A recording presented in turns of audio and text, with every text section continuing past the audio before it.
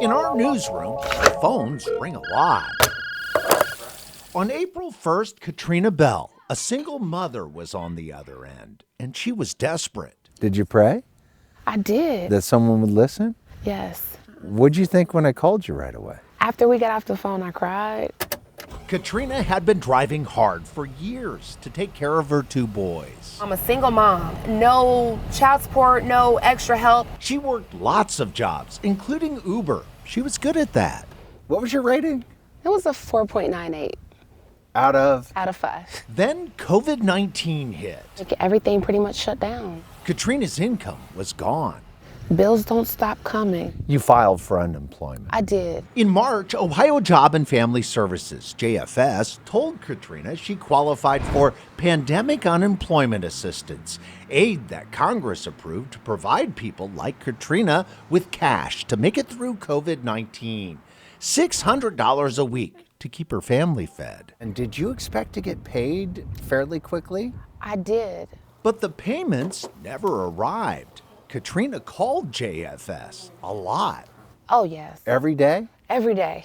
Yes. And they would tell you what? That everything was a process. That process had already taken months, and it was about to turn surreal. They said, we've been back paying you since June. I said, you haven't been paying me. Thieves had stolen Katrina's identity. In December, Ohio JFS uncovered at least $330 million in fraudulent pandemic unemployment payments. The U.S. Department of Labor's Inspector General estimates fraud and error already add up to $63 billion nationwide.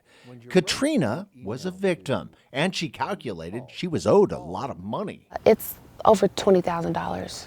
But instead of paying Katrina what the thieves took from her, JFS froze her account I feel stuck. and gave her no promise of ever getting her money. I just cry. It's emotional. What do you want me to do? Help be my voice. That's exactly what I did. Now I was the one on the phone. It's Dwayne Pullman calling JFS and sending nearly a dozen emails. I even sent Katrina's claim numbers. I was assured they would be passed along right away. Just 3 weeks later, We got the money. $16,437 deposited directly into Katrina's bank account, less than she calculated. Katrina still owed $1,800, but it beats the funds she had before that deposit came through.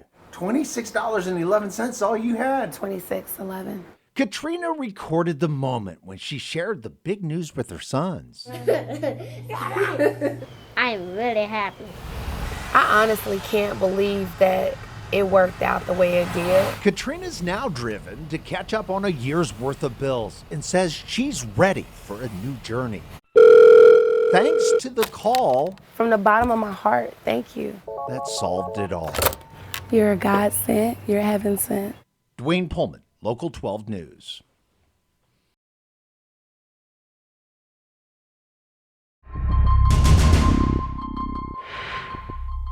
Pierre Howell died alone, strapped into a restraint chair, just like this one, in a cell at the Hamilton County Justice Center. He was thrown away in a cell. It's a terrible, terrible, terrible tragedy. So tragic, attorney Ryan McGraw says Pierre's family can't talk about it. They're just not ready to grapple with that. McGraw, who represents the family, filed this wrongful death lawsuit in federal court, claiming the Hamilton County Sheriff and staff were deliberately indifferent in Pierre's care. Both the jailers and the nursing staff. To understand what happened, you have to look inside the jail. And because we obtained security video, part of the evidence filed in the case, we can show you. According to jail records, on December 9th, 2018 at 5 p.m., Pierre got into a physical altercation with his cellmate. In the video, you can see officers escorting Pierre out of the pod after that fight. At 5:06 p.m., Pierre is led down a hallway, and he begins to repeatedly collapse.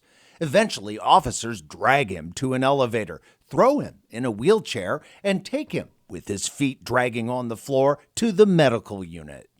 That's important because Pierre suffered from sickle cell disease, a chronic, debilitating, and painful condition triggered by stress. Jail staff knew that. According to the lawsuit, 2 days before he died, Pierre reported he was experiencing pain arising out of his sickle cell disease.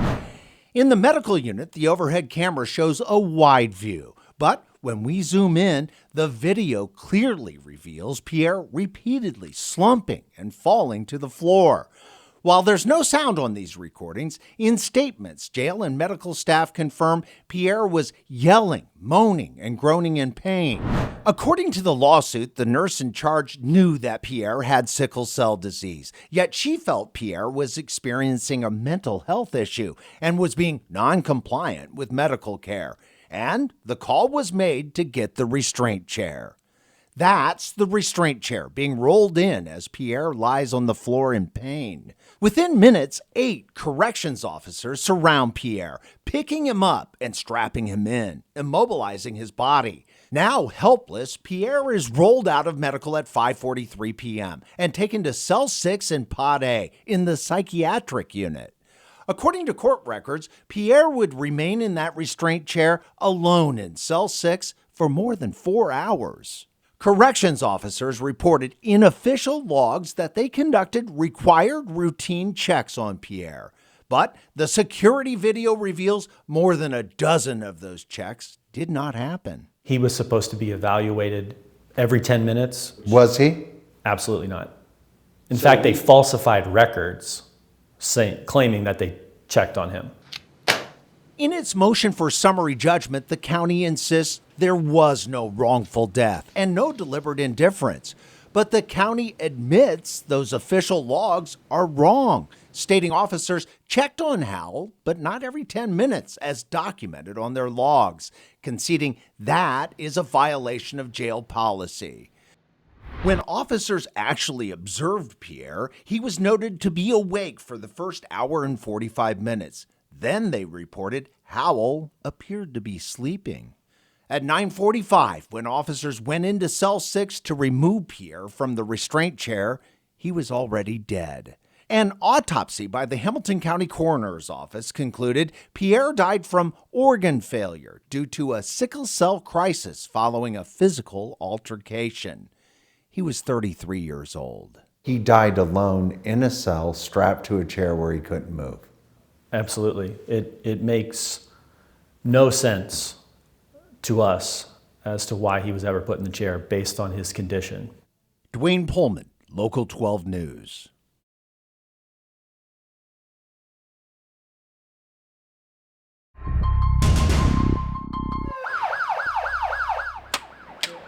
Criminals and guns are a very real and very deadly combination. According to a U.S. Justice Department survey of inmates, more than half admit the guns they used in crimes were stolen or bought illegally.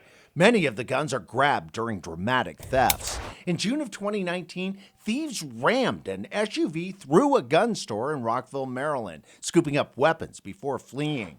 In September of 2019, thieves crashed into a gun store in Westerville, Ohio, near Columbus, making off with a load of guns.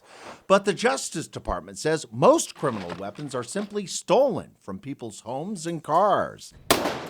And until this year, gun stores across Ohio had no way to check if weapons being sold to them were stolen. Here at the store, we don't. Yeah, In the cruiser, you didn't. we didn't. Eric Delbert, owner of LEPD Firearms and Range in Columbus, is also a police officer.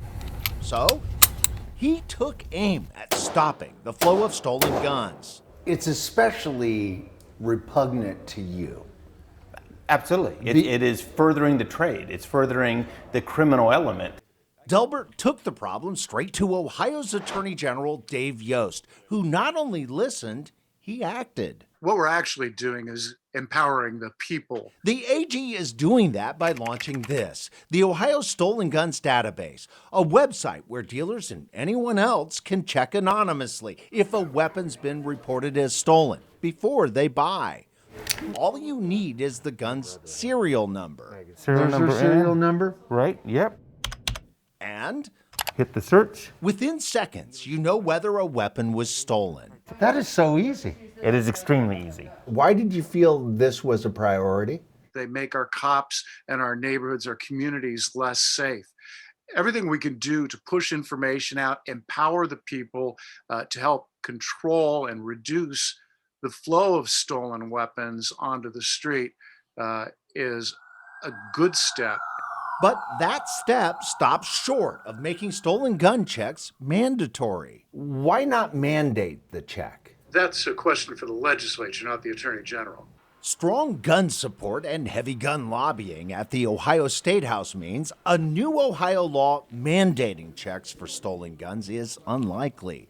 So it'll be up to gun stores and owners to run these checks. Still, the AG says those searches can make a dent in the stolen gun market, which could have a big impact out here. How many robberies don't occur with a gun then? How many people aren't raped or mugged at gunpoint? How many murders don't happen? I'm Dwayne Pullman, Local 12 News.